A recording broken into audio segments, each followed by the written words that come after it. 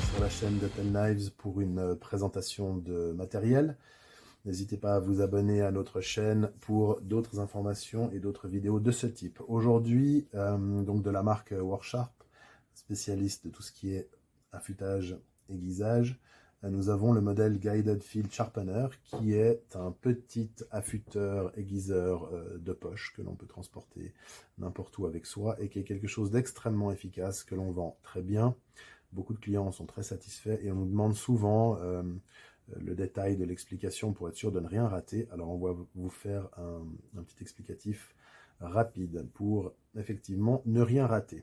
Donc voilà, il se présente comme cela. Vous avez les deux principales faces au niveau de l'affûtage, donc de l'abrasion.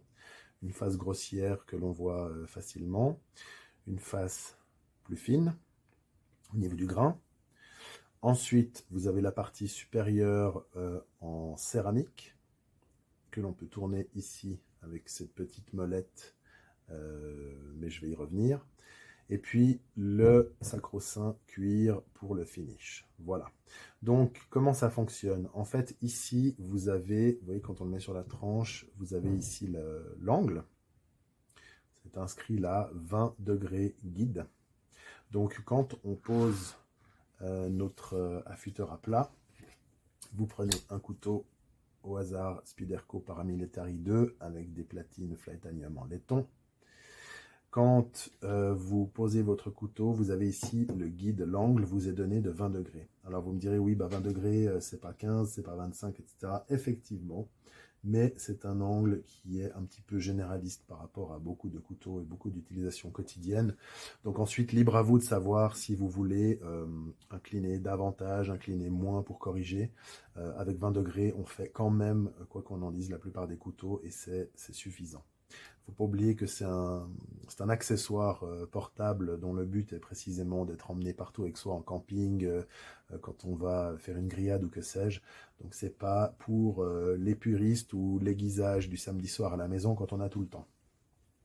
Donc, en fonction du degré de désaiguisage de votre lame, soit vous commencez sur la partie grossière pour bien rattraper en fait le tranchant, soit c'est plus pour parfaire, auquel cas vous commencez directement sur la partie plus fine, ce qui va être donc maintenant notre exercice, et vous plaquez sur l'angle qui vous donne le 20 degrés et vous tirez simplement. Et la même chose dans l'autre sens. Voilà. C'est aussi simple que ça. On le fait de manière répétitive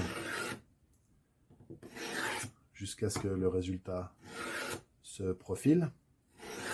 Alors, je ne vais pas vous faire beaucoup plus de démos parce que là, il n'y en a pas besoin. C'est juste pour vous montrer le mouvement. Et ensuite, ici, vous avez une partie donc, sur la céramique qui est arrondie, que l'on voit comme ça.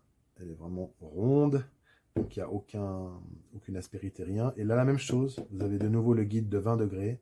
Donc, vous posez dessus et vous venez, en fait, parfaire le fil. Voilà. Le nombre de répétitions, c'est à vous de sentir. Tant que la lame accroche un peu sur la surface, c'est qu'elle n'est pas encore ébavurée. Donc, il faut continuer, en fait, jusqu'à ce que la résistance soit amoindrie.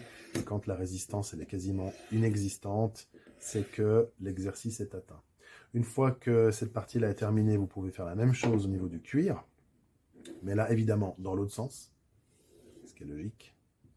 Voilà, pour terminer de la sorte.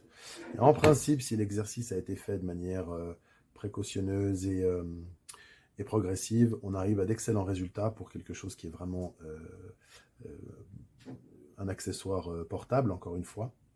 Alors là, en l'occurrence, il était déjà bien à la base. Je lui ai juste donné un coup sur la céramique, donc c'est vraiment juste pour montrer qu'on sacrifie une carte de visite pour rien. Mais voilà, ça coupe. Et la dernière chose, enfin parmi les dernières choses à savoir, vous avez encore ici une partie pour les dents. Donc c'est très intéressant pour les couteaux qui ont éventuellement des serrations sur le bas. Vous pouvez venir travailler ici sur les serrations directement. Il n'y a pas beaucoup de solutions qui permettent d'aiguiser les dents. Donc celle-ci en est une. Ici un trou pour la paracorde au cas où vous voulez en mettre une pour l'accrocher quelque part. Et puis encore non négligeable, quand on finit de tourner la molette dont je parlais tout à l'heure là, en fait, vous dévoilez ici une rainure.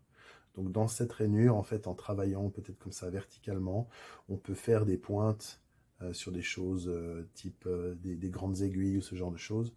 Et puis quand on tourne davantage, on a encore d'autres plus petites rainures pour faire des choses qui seraient encore plus fines.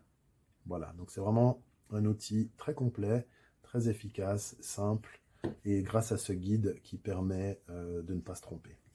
Voilà, en espérant que ceci vous est intéressé, nous proposons la gamme Worksharp et l'intégralité de ce qu'ils proposent eux, parce que c'est vraiment une marque par laquelle nous sommes convaincus, qui fait de l'excellent matériel. Et n'hésitez pas à nous écrire si vous avez d'autres questions. Excellente journée à tout le monde, à bientôt, au revoir.